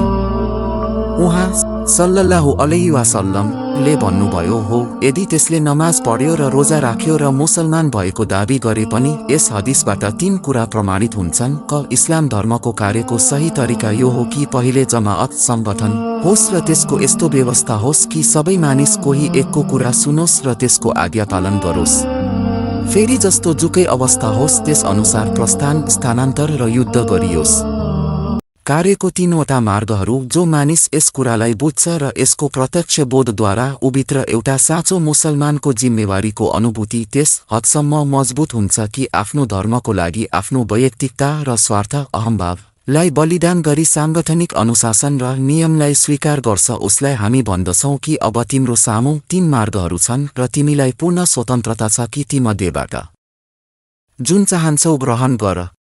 यदि तिम्रो आत्मा गवाही दिन्छ कि हाम्रो निमन्त्रण, आस्था, लक्ष्य, संगठन, प्रबन्ध, कार्यपद्धति सबथोक शुद्ध इस्लामी छ र हामी त्यही कार्य गर्न उठेका छौं जुन कुरआन एवं हदिसको प्रकाशमा मुस्लिम समुदायको असल कार्य हो भने हामीसँग आइहाल। यदि कुनै कारणले तिमीलाई हामीमाथि विश्वास हुँदैन र कुनै अर्को जमाअत संगठन तिमी यस्तो देख्छौ जो शुद्ध इस्लामी लक्ष्यको लागि इस्लामी तरिकामा कार्य जमाअत संगठनबाट पृथक भएर बस्नु मानव इस्लामबाट पृथक हुनु हो र त्यसको अर्थ यो हो कि मानव त्यस जीवनतर्फ फर्किरहेको छ जुन इस्लामभन्दा पूर्व अज्ञानताको युगमा अरबहरूको थियो कि यिनीहरूमध्ये कोही कसैको सुन्नेवाला थिएन। इस्लामको अधिकांश मागहरू र त्यसका खास उद्देश्यहरू जमाअत संगठन र सामूहिक प्रयत्नबाट नै पूरा हुन सक्छन्। तसर्थ हुजुर सल्लल्लाहु अलैहि वसल्लमले जमाअतबाट पृथक हुनेलाई उसको नमाज, प्रार्थना र रोजा, उपवास र मुसलमान भएको दाबीको बावजुद इस्लामबाट अलग भएको ठहर गर्नुभयो। यसै कुराको व्याख्या छ जुन हजरत उमर रजियल्लाहु अन्हु रजीले आफ्नो यस प्रवचनमा भन्नुभएको छ, इस्लाम जमाअत संगठन बिनाको होइन, गरिरहेको छ भने त्यसमा सामेल हो। हामी स्वयंले यस्तो जमाअत पाएको भए त त्यसमा सामेल भइहाल्थ्यौं किनकि हामीलाई आफ्नो 1.5 इन्चको मस्जिद अलग पार्ने सोख छैन। यदि तिमीलाई न हामीमाथि विश्वास छ न कोही अर्को जमाअतमाथि भने तिमीले आफ्नो इस्लामी कर्तव्यलाई निर्वाह गर्नको लागि स्वयं उठ्नुपर्ने हो र इस्लामी पथमा एक यस्तो जमाअत बनाउनु पर्ने हो जसको उद्देश्य पूरा धर्म दिनलाई कायम गर्नु र मौखिक कथन र व्यवहारबाट त्यसको गवाही दिनु हो। ती तीनैवटा अवस्थामध्येबाट जुन अवस्था तिमी ग्रहण गर्छौ इन्शाअल्लाह अल्लाहले चाहेमा तिमी सत्यमा हुनेछौ। हामीले कहिल्यै यो दाबी गरेनौं र हामीसँग जबसम्म सुझबुझ रहन्छ हामी यो दाबी गर्न सक्दैनौं कि केवल हाम्रै जमाअत संगठन सत्यमाथि छ र जो हाम्रो संगठनमा छैन ऊ सत्यमा छैन। हामीले कहिल्यै मानिसहरूलाई आफ्नो जमाअत संगठनतर्फ निमन्त्रण दिएनौं। हाम्रो निमन्त्रण त केवल त्यस कर्तव्यतर्फ छ जुन मुसलमान भएको हैसियतले हामीमाथि र तपाईमाथि बराबरी लागू हुन्छ। यदि तपाईं त्यसलाई निर्वाह गरिरहनु भएको छ भने चाहे हामीसँग मिलेर काम गर्नुहोस् या नगर्नुहोस्, निश्चय यो कुरो कुनै प्रकारले सही छैन कि तपाईं न स्वयं उठ्नुहोस् न कसैलाई उठ्न साथ दिनुहोस् र अनेक किसिमको छल र बहाना गरी धर्म स्थापना एवं मानवमाथि सत्यको साक्षीको कर्तव्यहरूबाट भाग्नुहोस् या ती कार्यहरूमा आफ्नो शक्ति खर्च गर्नुहोस् जसबाट धर्मको साटो कुनै अर्को व्यवस्था स्थापित होस् र इस्लामको साटो कुनै अरू चीजको गवाही तपाईको मौखिक कथन एवं व्यवहार अभ्यासबाट देखियोस्। लेनदेन दुनिया र त्यसका दुनियाको मानिसहरूसँग हुँदो हो त छल र बहानाबाट काम चल्न सक्थ्यो, तर यहाँ लेनदेन त्यस अल्लाह ईश्वरसँग छ जो हृदयका कुराहरूका ज्ञाता हुन्। उनलाई कुनै चालबाजीद्वारा धोखा दिन सकिन्न। विभिन्न धार्मिक संस्थाहरू यसमा शङ्का छैन कि एउटै उद्देश्य र एउटै कार्यको लागि विभिन्न जमाअत संगठन बनाउनु प्रष्ट गलत प्रतीत हुन्छ र त्यसमा फुटको पनि आशंका छ। तर जब इस्लामी व्यवस्था अस्तव्यस्त भइसकेको हुन्छ र प्रश्न केवल त्यस व्यवस्थालाई सञ्चालन गर्नेको होइन अपितु त्यसलाई पुनः कायम गर्नु हो भने यो सम्भव छैन कि आरम्भमा नै त्यो जमाअत अस्तित्वमा आओस् जसमा सम्पूर्ण अनुयायीहरू सामेल होन्, जसको अनिवार्यता हरेक मुसलमानमाथि हुन्छ र जसबाट पृथक बस्नु अज्ञानता र पृथक हुनु धर्मबाट अलग रहनु मानियोस्। आरम्भमा यसबाहेक अरू कुनै उपाय छैन कि विभिन्न स्थानमा विभिन्न जमाअतहरू संगठनहरू त्यस उद्देश्यको लागि बनुन् र आफ्नो शैलीमा संगठनहरू त्यस उद्देश्यको लागि बनुन् र आफ्नो शैलीमा कार्य गरून्। यी सम्पूर्ण जमाअतहरू संगठनहरू अन्त्यमा एक हुनेछन् यदि आत्मिक आनन्द चरम पराकाष्ठाबाट पवित्र भई र शुद्धताको साथ असल इस्लामी उद्देश्यको लागि इस्लामी तरिकामा कार्य गरून्। सत्यको मार्गमा हिँड्नेहरू अधिक समयसम्म पृथक रहन सक्दैनन्। सत्यले तिनीहरूलाई जम्मा गरेरै छाड्छ किनकि सत्यको स्वभाव नै यस्तो हुन्छ कि जसले आफूलाई मान्नेहरूलाई एकीकृत गर्छ, एक अर्कोमाथि प्रेमको भावना उत्पन्न गर्छ र उनीहरूलाई यसरी आपसमा मिलाउँछ कि सबैलाई एकै रङमा रङ्गाएर एक बनाउँछ।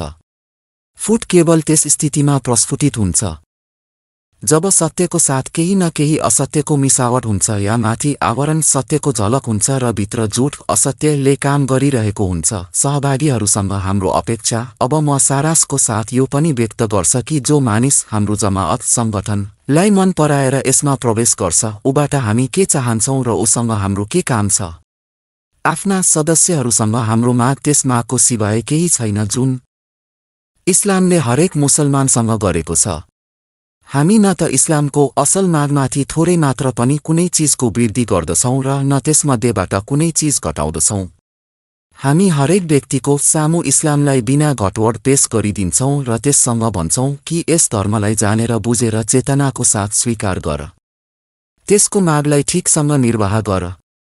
आफ्ना कथनहरू र व्यवहारद्वारा अभ्यासद्वारा हरेक त्यस वस्तुलाई खारेज गर जुन धर्मको आदेशहरू र त्यसको आत्माको विरुद्ध हुन्छ र आफ्नो पूरा जीवनद्वारा इस्लामको गवाही देऊ। बस यही हामी कहाँ प्रवेश शुल्क छ र यही हाम्रो सदस्यताको तरिका हो, हाम्रो विधान, हाम्रो सांगठनिक परिणाम र त्यो वस्तु जसतर्फ हामी निमन्त्रण दिन्छौं सबैको सामु स्पष्ट छ र त्यसको जायजा लिएर हरेक व्यक्ति हेर्न सक्छ त्यस इस्लाममा जुन कुरान एवं सुन्नतमाथि आधारित न कुनै कमी गरिएको छ न वृद्धि र हामी हरेक समय तयार छौं कि हाम्रो कुनै कार्यको सम्बन्धमा पनि कुरान एवं सुन्नतको शिक्षामा वृद्धि गरेको प्रमाणित हुन्छ भने त्यसलाई हामी आफू कहाँबाट खारेज निष्कासित गरिदिन्छौं। जुन चीजको बारे पनि भनिदिन्छ कि त्यो त्यस तालिम शिक्षामा छ र हामी कहाँ छैन हामी बिना संकोच ग्रहण गरिहाल्नेछौं किनकि हामी पूरा धर्मको शुद्ध स्थापना र गवाहीका लागि उठेका छौं।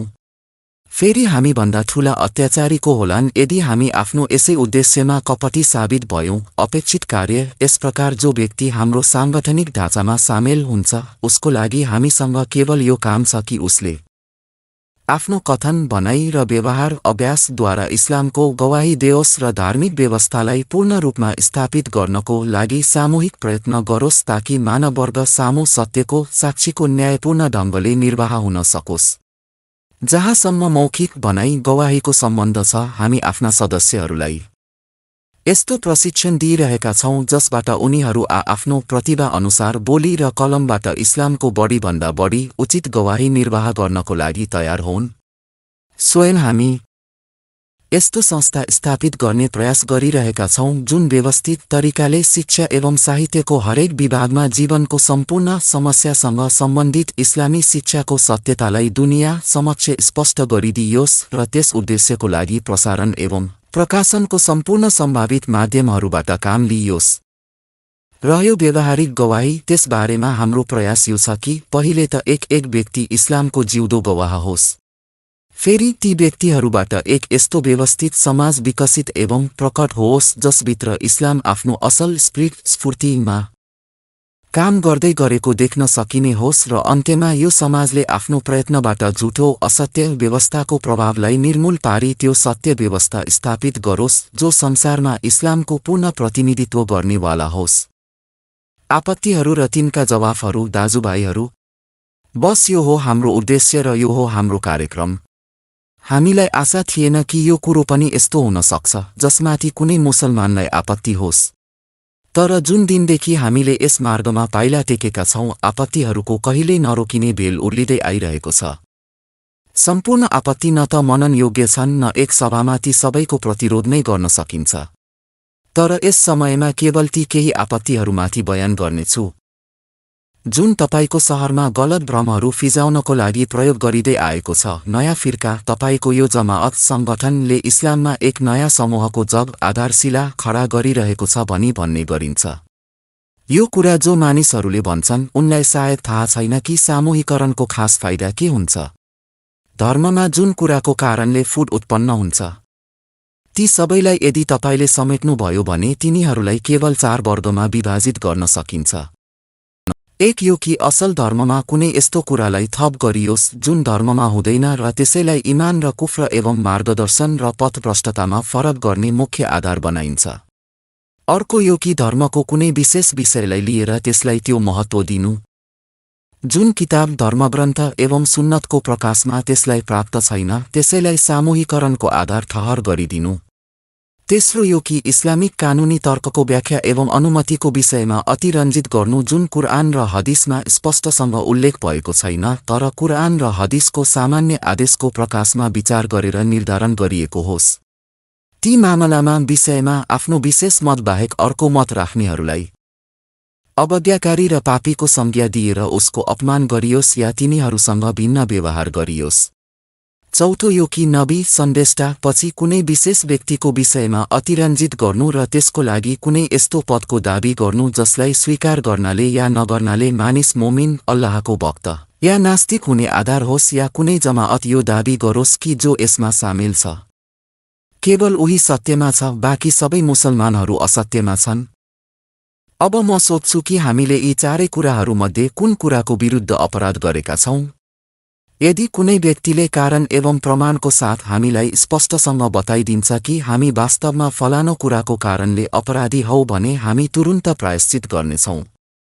हामीलाई आफ्नो सुधार गर्नमा कति पनि सङ्कोच हुने छैन, किनकि हामी अल्लाहले दिएको जीवन व्यवस्थालाई कायम गर्नका लागि उठेका हौं, फुट झगडा सिर्जना गर्न उठेका होइनौं। तर यदि कुनै गल्ती हामीले गरेका छैनौं भने फेरि हाम्रो कार्यबाट कुनै समूहको जन्मको आशंका कसरी गर्न सकिन्छ? हामी केवल असल र कुनै गडबड बिना पूर्ण शुद्ध इस्लामलाई लिएर उठेका छौं र मुसलमानहरूलाई हाम्रो निमन्त्रण यसबाहेक अरू केही होइन कि आऊ हामी सबै मिलेर त्यसलाई व्यवहारिक रूपमा कायम गरौं र दुनियाँको सामु त्यसको गवाही दिउँ। सामूहिकताको आधार हामीले पूरा धर्मलाई ठहर गरिदिएका छौं, न कि त्यसको कुनै एक विषय या केही विषयहरूलाई जसको उल्लेख कुरआन र हदिसमा स्पष्टसँग भएको छैन। हामी ती सम्पूर्ण मत एवं विषयलाई सत्य स्वीकार गर्दछौं जसको लागि नियम एवं नियन्त्रण धार्मिक न्यायशास्त्रमा गुन्जाइस छ। हरेकको यो अधिकार स्वीकार गर्दछौं कि यी मतहरू एवं विषयहरूमध्येबाट जसमाथि सन्तुष्टि हुन्छ ऊ आफ्नो हदसम्म त्यसमाथि अभ्यास गरोस् र कुनै खास मतको आधार हुने सामूहिकरणलाई हामी जायज ठान्दैनौं। अतिशयोक्तिबाट बस्ने आफ्नो जमाअतको बारेमा हामीले कुनै अतिरञ्जन र थपकट गरेका छैनौं। हामीले कहिले यो भनेनौं कि सत्य हाम्रो जमाअतमा नै सीमित छ। हामीलाई आफ्नो कर्तव्यको अनुभूति भयो र हामी जागेर उठ्यौं। तपाईलाई तपाईको कर्तव्य याद दिलाइरहेका छौं। अब यो तपाईको खुशी हो कि तपाई हामीसँग उठ्नुहोस् या स्वयं उठ्नुहोस् र आफ्नो कर्तव्य निर्वाह गर्नुहोस्, या जसलाई पनि तपाई यो कर्तव्य निर्वाह गर्दै गरेको देख्नुहुन्छ त्यससँग मिल्नुहोस्। अध्यक्षतामा अतिशयोक्ति अध्यक्षताको सम्बन्धमा पनि हामीले कुनै अतिशयोक्ति र थपकट गरेका छैनौं। हाम्रो यो जमात कुनै व्यक्तित्वको बलमा उठेको छैन जसका लागि कुनै विशेष पदको दाबी गरिएको होस्, जसको चमत्कारहरू दिव्यवाणीहरू प्रेरणाहरू र पवित्रताको कथाको विज्ञापन दिइरहेको होस्, जसको व्यक्तिगत श्रद्धा र व्यवहारप्रति जमाअतको आधारशिला राखिएको होस् र जसतर्फ मानिसहरूलाई निमन्त्रण दिने गरिन्छ। दाबीहरू र सपनाहरू, चमत्कारहरू र गुप्त ज्ञान तथा व्यक्ति पवित्रताको चर्चाबाट हाम्रो आन्दोलन बिल्कुल पवित्र छ। सैद्धान्तिक अभियान यहाँ निमन्त्रण कुनै व्यक्ति या व्यक्तिहरूतर्फ छैन, अपितु त्यस उद्देश्यतर्फ छ जुन कुरानको प्रकाशमा हरेक मुसलमानको जीवनको उद्देश्य हो र ती इस्लामी सिद्धान्त न्यायशास्त्रतर्फ छ जसको नाम इस्लाम हो। जो मानिस पनि त्यस उद्देश्यको लागि त्यस सिद्धान्तमाथि हामीसँग मिलेर काम गर्न चाहन्छ त्यो समान हैसियतले हाम्रो जमाअतको सदस्य बन्दछ। अध्यक्षको छनौट यी सदस्यहरू एक व्यक्तिलाई आफ्नो अध्यक्ष अमीर चयन गर्दछन्। यस कारणले होइन कि अमीर बन्नु उसको कुनै व्यक्तिगत हक हो, अपितु त्यस आधारमा कि व्यवस्थित तरिकाले काम गर्नको लागि एक नेतृत्वकर्ता हुनु नै पर्दछ। यो निर्वाचित प्रमुख अमीरलाई जिम्मेवारीबाट हटाउन सकिन्छ र जमाअत मध्येबाट कुनै अर्को व्यक्ति उनको ठाउँमा पदको लागि चुनिन सक्दछ। यो अमीर केवल यसै जमाअतको अमीर हो, न कि सम्पूर्ण मुस्लिमहरूको। उनको आज्ञापालन केवल तिनै मानिसहरूमाथि अनिवार्य छ जो त्यस जमाअतमा समावेश छ र हाम्रो मस्तिष्कमा यस्तो कुनै कल्पनासम्म छैन अब अल्लाहको लागि मलाई भन्नुहोस् कि जब हामी त्यस तरिकामा कार्य गरिरहेका छौँ त आखिर हाम्रो यस आन्दोलनबाट मुस्लिम उम्मतहरूमा एक नयाँ समूह फिर्का कसरी बन्छ? आश्चर्यपूर्ण कुरो यो हो कि जुन मानिसहरूको जमाअत स्वयं ती गल्तीहरूबाट प्रदूषित छन् जसको कारणले सामूहिकरणको विकृति प्रकट हुन्छ, जसकहाँ सपनाहरू र प्रदर्शनहरू र चमत्कारहरूका चर्चा छन्, जसकहाँ सारा कार्यहरू कुनै हजरत महाशयको व्यक्ति समर्पणको भावनाको बलमा चलिरहेको छ, जसकहाँ कुनै व्यक्तित्वको लागि कुनै विशेष पदको दाबी गर्ने गरिन्छ, जसकहाँ अतिरिक्त विषयहरू, झगडाहरू र द्वन्द्वहरू हुन्छन् र धार्मिक कानून व्याख्या मसलकमा विभिन्न दल बनाउने गरिन्छ, अर्थात् जसको सम्बन्ध ती विषयहरूसँग हुन्छ जसमा कुरआन र हदिसको प्रकाशमा नयाँ नियम बनाइन्छ, त्यहाँ धोका दिने गरिन्छ। तिनै मानिसहरू हामीलाई आरोप लगाउने कार्यमा अघि छन्। यदि कोही नराम्रो मान्दैन भने म स्पष्टसँग भन्छ कि हाम्रो असल अपराध जसबाट यी महाशयहरू बिग्रिएका छन् त्यो यो होइन जुन यिनीहरू मुखले भन्छन्, अपितु यो हो कि हामीले जीवन प्रणालीको त्यस असली कार्यतर्फ निमन्त्रण दिएका हौं जुन उनीहरूको आत्मालाई वाञ्छनीय छैन र त्यस कार्यको लागि त्यो सही तरिका ग्रहण गरे जसबाट तिनीहरूको आफ्नो तरिकाका गल्तीहरू स्पष्ट रूपमा अगाडि आउन थाले। छुट्टै जमाअत बनाउने आवश्यकता हामीसँग भन्ने गरिन्छ कि यदि तिमीलाई यही कार्य गर्नु थियो भने अवश्य गर्थ्यौ, तर तिमीले एक अलग जमाअत स्थायी नामको साथ किन बनायौ? त्यसबाट समुदायमा फुट सृजना हुन्छ। वास्तवमा यो एक अनौठो आपत्ति हो। म हैरान छु कि जब धार्मिक वा धर्म विरोधी राजनीतिको लागि, गैर इस्लामी शिक्षाको लागि, धार्मिक दलहरूको लागि र शुद्ध सांसारिक उद्देश्यको लागि पश्चिमी प्रजातन्त्र वा फासिस्ट तरिकाहरूमा मुसलमानहरूका संस्था र जमाअतहरू खास नामको साथ बनेका छन् भने तिनीहरूलाई शान्त हृदयले सहन गरिन्छ। तर यदि धर्मको असल कार्यको लागि शुद्ध धार्मिक सिद्धान्तमाथि कुनै जमाअत संगठन बनेको हो भने त एकाएक समुदायमा फुटको खतरा उत्पन्न भइहाल्दछ र केवल यही एक कामको लागि जमाअत बनाउनु सहनयोग्य हुँदैन। यसबाट शङ्का हुन्छ कि यो इन्कार गर्नुको खास रिस जमाअत बनाउनेसँग होइन, अपितु यस कुरोसँग छ कि कुनै जमाअत संगठन धर्मको असल कामको लागि बनोस्। फेरि पनि म उनीहरूलाई अनुरोध गर्छु कि जमाअत बनाउनुको यो कसुर अपराध हामीले बाध्यतावश गरेका हौं, न कि कुनै शोकमा। सबैलाई थाहा छ कि यस जमाअत संगठनको गठन पूर्व म वर्षौं एक्लै पुकार्दै रहेको छु कि मुसलमानहरू, तिमी कुन पथमा आफ्नो शक्ति र प्रयासहरू खर्च गरिरहेका छौ? तिमीहरूले गर्ने असल काम त यो हो, त्यसमाथि आफ्नो सम्पूर्ण शक्ति खर्च गर। यो निमन्त्रणलाई यदि सबै मुसलमानले स्वीकार गरिहालेको भए त भन्नु नै के थियो? मुसलमानहरूमा एउटा जमाअत संगठन बन्नुको साटो मुसलमानहरूको एउटा संगठन बन्थ्यो र कमसेकम हाम्रो देशको लागि त्यो अल जमाअत अखिल संगठन हुन्थ्यो, जसको उपस्थितिमा कुनै अर्को जमाअत संगठन कानूनी रूपमा अवैध हुन्थ्यो। यो पनि होइन भने मुसलमानहरूको विभिन्न जमाअतहरूमध्येबाट कुनै एउटा त्यसलाई स्वीकारिन्थ्यो तापनि हामी राजी थियौं, त्यसैमा खुसीसाथ सामेल भइहाल्थ्यौं। तर जब पुकारी हामी थाकिसक्यौं र कसैले सुनेर जवाफ दिएन, तब हामीले बाध्यतावश यो फैसला गौं कि ती सबै मानिसहरू जसले यस कार्यलाई सत्य र कर्तव्य सम्झिसकेका छन् स्वयं नै एकत्रित होउन् र त्यसको लागि सामूहिक प्रयत्न गरौं। प्रश्न यो छ कि यदि यो होइन भने त हामीले अरू के गर्नुपर्ने थियो? तिमीलाई यदि त्यो काम अनिवार्य हुनुमा अस्वीकार छ भने अस्वीकारको सही प्रमाण देऊ। यदि अस्वीकार छैन भने भन के वास्तवमा तिम्रा यी विभिन्न संस्थाहरू र जमाअतहरू संगठनहरू यही कर्तव्यलाई पूरा गरिरहेका छन्? यदि यो पनि होइन भने के अब तिम्रो यो स्थिति आइसकेको छ कि जुन कर्तव्यलाई चिन्यो र त्यसलाई निर्वाह गर्नको लागि उठ्यो उही उल्टो अपराधी ठहरियो? अमीर वा नेता, हामीसँग यो पनि भन्ने गरिन्छ कि तिमीले आफ्नो जमाअत संगठनको नेताको लागि अमीर शब्दको प्रयोग किन गर्यो? अमीर या इमाम धर्मगुरु नेता त केवल त्यही हुन सक्छ जो अधिकारवाला छ र जसको हातमा शासन सत्ता रहेको छ। त्यसको समर्थनमा केही हदिस पनि पेश गरिन्छ जसद्वारा यो प्रमाणित गर्न सकिन्छ कि नायकता केवल 3 चीजहरूको हुन सक्छ। ती शैक्षिक नेतृत्व, नमाजको नेतृत्व, प्रार्थना नेतृत्व, जिहाद लडाई एवं युद्ध नेतृत्व। यसबाहेक अरू कुनै नायकताको प्रकार छैन।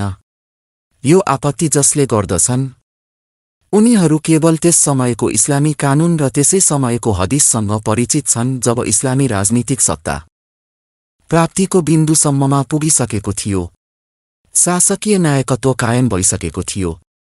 तर उनीहरूलाई यो थाहा छैन कि जब शासन सत्ता खोसिन्छ, मुसलमानहरू जमाअतको शासन एवं प्रतिष्ठाबाट वञ्चित भए र इस्लामी जमाअत व्यवस्था पनि अस्तव्यस्त भयो भने त्यस समयको लागि के आदेश छ?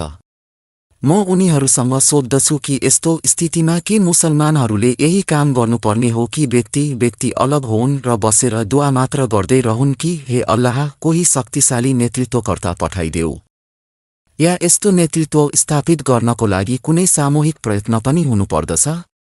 यदि सामूहिक प्रयत्न पनि हुनुपर्छ भनी उनीहरू भन्दछन् भने कृपा गरेर उनीहरूले हामीलाई भनुन् कि जमाअत संगठन नबनाई पनि कुनै सामूहिक प्रयत्न गर्न सकिन्छ। यदि उनीहरू मान्दछन् कि जमाअत संगठन नबनाई सुखै छैन भने के कुनै जमाअत संगठन कुनै नेतृत्वकर्ता, कुनै प्रमुख, कुनै निर्णयकर्ता वा अगुवा बिना चल्न सक्छ? यदि उनीहरू त्यसको आवश्यकता स्वीकार गर्दछन् भने त उनीहरू स्वयंले हामीलाई भनुन् कि त्यस इस्लामी उद्देश्यको लागि जुन इस्लामी जमाअत संगठन बनाइन्छ त्यसको प्रमुखको लागि इस्लाममा के पद निर्धारित छ? जुन पद उनीहरूले हुकुम गर्नेछन् हामी त्यसैलाई स्वीकार गर्नेछौँ, यद्यपि त्यो होस् इस्लामी पद। या फेरि उनीहरूले स्पष्टसँग भनुन् कि इस्लाममा शासन प्राप्ति पश्चातको लागि त मार्गदर्शन उपलब्ध छन्, तर शासनविहीन भएको स्थितिमा शासन कुन प्रकारले प्राप्त गर्ने त्यस विषयमा उसले कुनै मार्गदर्शन दिएको छैन र यो कार्य जसले गर्नु छ उसलाई गैर इस्लामी तरिकाहरूमा गैर इस्लामी नाम र पदबाट गर्नुपर्दछ।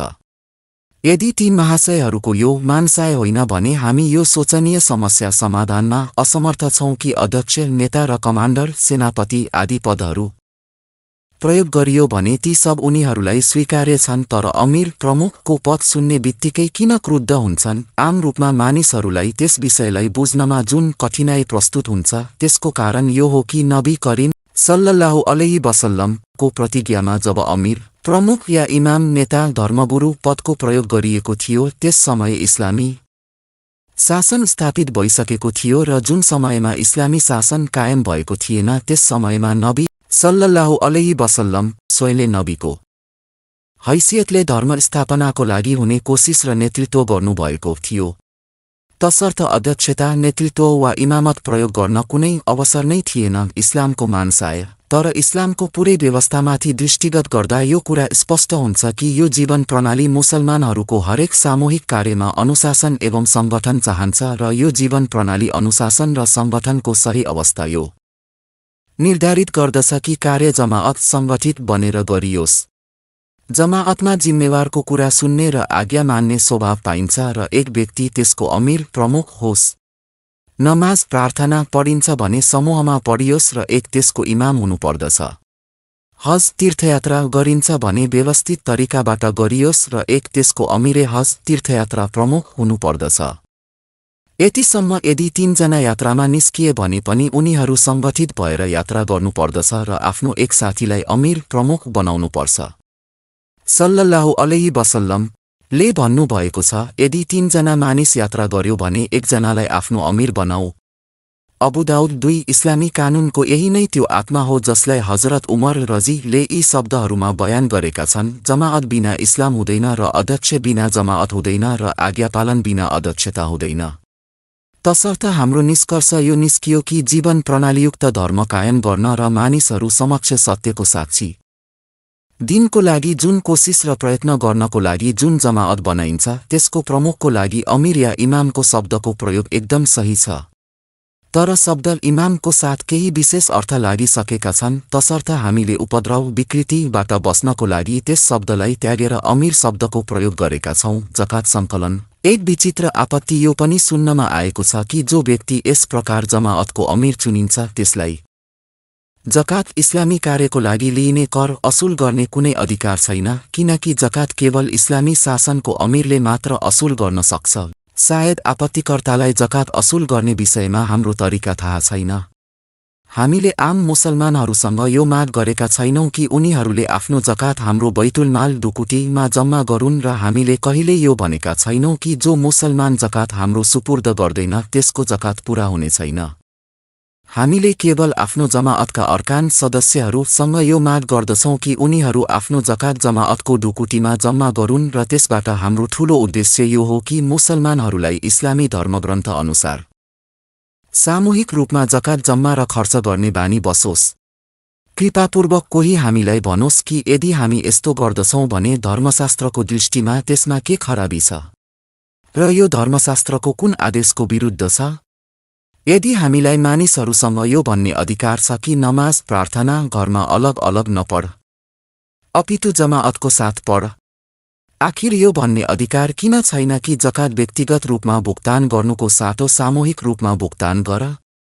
फेरि यो कति अनौठो कुरा हो कि यदि चन्दा लिइयो भने जायज प्रवेश शुल्क र सदस्यता शुल्क लिइयो भने ठीक छ, तर अल्लाह र रसुल सन्देष्टाको तर्फबाट लागू गरिएको अनिवार्यतालाई निर्वाह गर्ने निमन्त्रण दिइयो भने नाजायज बैतुलमाल ढुकुटी। यसभन्दा पनि बढी एक विचित्र आपत्ति यो सुन्नमा आउँछ कि तिमीले बैतुलमाल ढुकुटी किन निर्माण गर्यो। यस प्रकारका आपत्तिहरू सुनेर थाहा हुन्छ कि यी मानिसहरूलाई सायद इस्लामको परिभाषासँग नै केही रिस भइसकेको छ।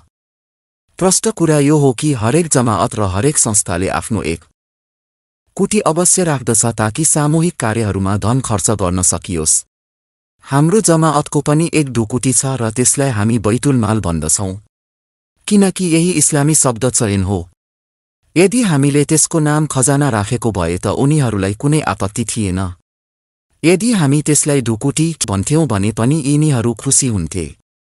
तर जब हामीले त्यसको लागि एक इस्लामी परम्परागत शब्द प्रयोग गर्यौं त यिनीहरूले त्यसलाई सहन गर्न सकेनन्। यी आपत्तिहरूमध्येमा अधिकांश यति अर्थहीन थिए कि म तिनको चर्चा गरेर र तिनको जवाफ दिएर तपाईहरूको समय नोक्सान गर्न कहिल्यै चाहन्न। तर मैले यी केही कुराहरू नमुनाको रूपमा केवल यसर्थ पेश गरेको छु कि जुन मानिसहरू न स्वयं आफ्नो अनिवार्य कर्तव्य निर्वाह गर्न चाहन्छन् न कोही अरूलाई निर्वाह गर्न दिन्छन्, उनीहरू कुन प्रकारको छलकपट बहाना र आपत्तिहरू सन्देह खोजी निकाल्दछन् र कसरी अल्लाहको मार्गबाट स्वयं रोकिन्छन् र अरूलाई रोक्ने प्रयास गर्दछन्। हाम्रो तरिका झगडा र द्वन्द्व गर्ने होइन।